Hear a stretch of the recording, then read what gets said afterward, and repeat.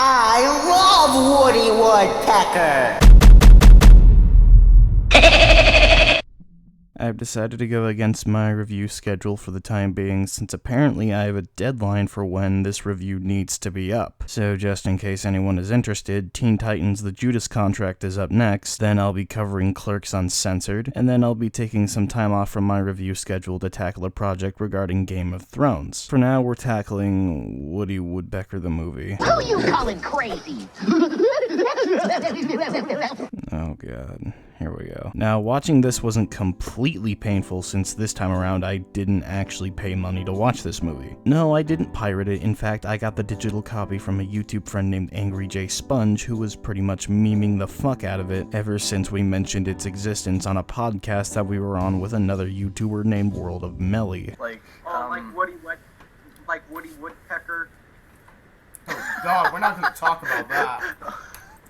I didn't even know that was a thing until the other day. Oh my god. So for the last month now, Woody Woodpecker has pretty much been an undying meme that Sponge will not let go until I review this fucking movie. I love Woody Woodpecker! And now, hopefully the meme dies here. I bet some of you are familiar with Woody Woodpecker as a character, and he is on par with Looney Tunes in terms of comedic styling and even the age of the character itself. While I did grow up watching unhealthy amounts of Looney Tunes, Betty Boop, and Hanna-Barbera cartoons, Woody Woodpecker was never really something I latched onto, and I'm not entirely sure why. I probably wasn't exposed to it as much as the rest of these older cartoons, so my background with Woody Woodpecker is fairly limited. Although, after watching the film, it seems like the filmmakers didn't need you to be all that familiar with the original property before going in. It's akin to something like the live-action versions of Scooby-Doo, Alvin and the Chipmunks, and even Underdog, where they're basically starting from the ground up and establishing everything that the audience doesn't know about the originals, just in case someone out there isn't fully familiar. That's certainly something I can give these films credit for. Even if they're cashing in on an old property, at least they're doing so in a way that doesn't alienate anyone who might not have grown up with these cartoons. It's accessible to everyone, and I appreciate that. Does that make these films good? Fuck no. And just as you probably guessed, Woody Woodpecker is no different. However, out of every one of these adaptations, this film doesn't really stand out in any way. The story itself is pretty basic, if not formulaic. Although an interesting choice that this film made is that it doesn't entirely center around Woody. In fact, it mostly focuses on this guy named Lance and his son. Lance is a lawyer that had recently won a big case for his law firm in defense of an oil company. However, he gets fired because of comments he made about the environment and how little he values it.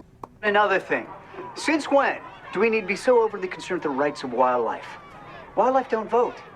Wildlife don't pay taxes. Big oil creates big jobs. When's the last time you saw a bear create a job? Now he's out of a job, but he decides to build a house on a piece of property that his grandfather left him and flip it in order to gain profit to start his own law firm as an act of revenge. Though he also has a son from a previous marriage named Tommy. Lance hasn't exactly been involved in his son's life after the divorce, but Tommy's mom decides to leave him with Lance because her father is in the hospital. Kind of an odd setup. I mean, if my grandfather was in the hospital, the last thing I want is to be sent with a family member that I'm not close to so that I can be away from them, but whatever. The son and father have got to have a bonding experience. Tagging along for the ride is also Lance's wife, whose main character trait is the fact that she's not a good person. She's conceited, she hates kids, she's vain, has expensive tastes, and well, you get the idea. She's basically a trophy wife. They head toward the building site in an RV and set up to oversee the house's construction, and then Tommy meets Woody Woodpecker in the woods via drumming session. Wait, what? Yeah!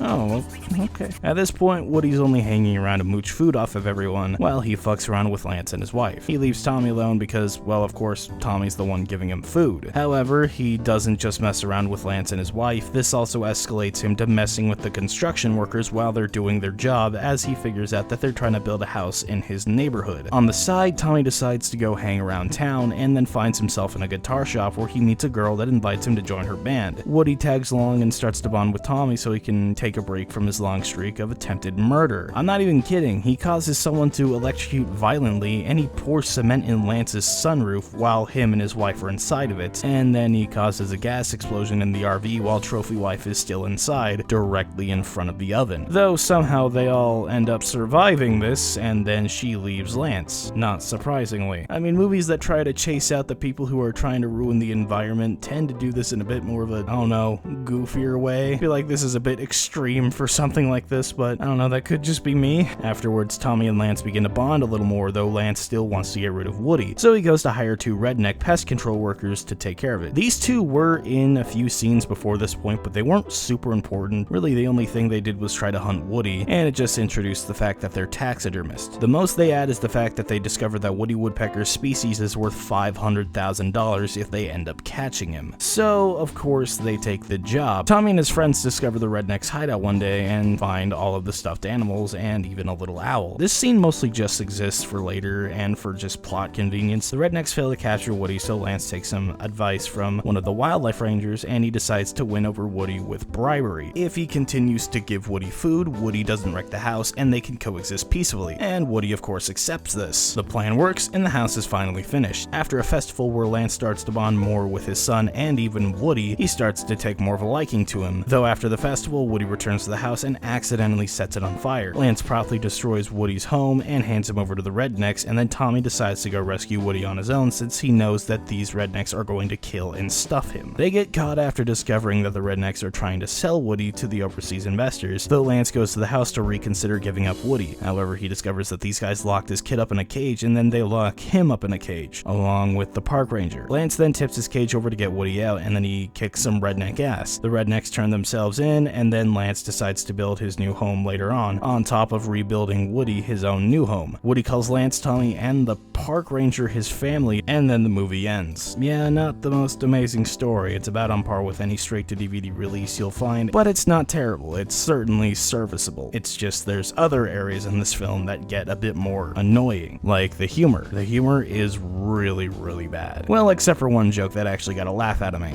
Can we just kill it? No, you can't just kill it. The woodpecker is a protected species. You'd be breaking the law. A $10,000 fine. Do you take credit cards? Nearly everything else is really stale, really annoying, or just really unfunny. Everything involving the rednecks gets pretty tiresome, since the gag amounts to the guy in charge setting up something and then the dumb guy saying something stupid to follow it. It's a pretty stale formula, and with the humor this movie provides, it does us no favors. Nobody poops on my truck and gets away with it! One time. That happened one time, and you've never let me forget it. This is the comedy police. The joke's too funny. I'm not going back to jail! Woody himself is pretty infuriating too, considering most of what he says are either non-sequitorial or just completely random. Not helping the case is giving him Scooby-Doo style burp and fart jokes to accompany him. Beans, the musical fruit. The more you eat, the more you...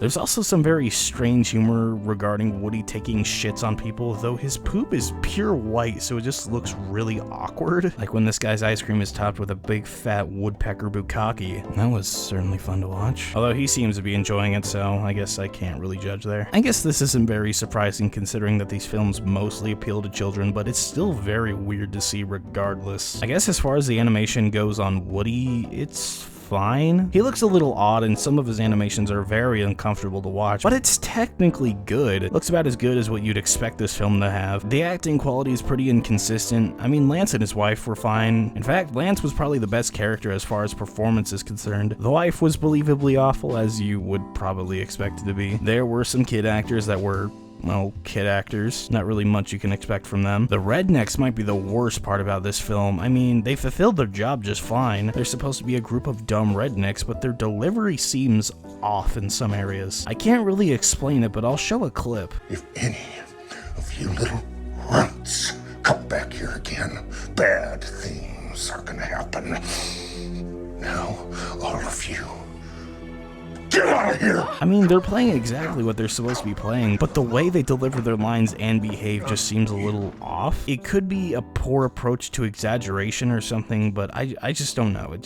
For me, it just seems really off. Everything else in the film is passable for the most part. To be perfectly honest, guys, I really don't know what else to talk about. This movie really isn't anything worth noting. It's really, really boring, and it just didn't keep my attention. It's all shot in a very standard way. We're mostly just looking at the same forest and town shots throughout the film. The character interactions really aren't interesting. The plot is very standard and doesn't do anything interesting. It's all just really bland. At least the Emoji Movie and the My Little Pony movie were giving me something of substance, whether it just be pretty visuals, some halfway decent songs, or even just doing something that grabs your attention. Woody Woodpecker just doesn't do that. This film just feels like it's just trying to make money off of an old property. While you can do that and still make it fun and interesting, I don't know what I can say about this. I'd say that this is the worst film I've reviewed so far, if only for the fact that I just hated sitting through something this boring. I mean, the Emoji Movie was boring too, but the film was creative enough and visually appealing enough to where I was able to sit through it without feeling like I wasted my time. Woody Woodpecker just feels like it's doubled its actual runtime, and that's usually what gets me to hate a film. It's nothing specific in this film that gets on my nerves, just everything in tandem that makes it such a poor experience. And really, that's all I can say about this film. It is not worth watching at all unless you feel like you want to subject yourself to it and review it as well. And we're finally done talking about this fucking movie.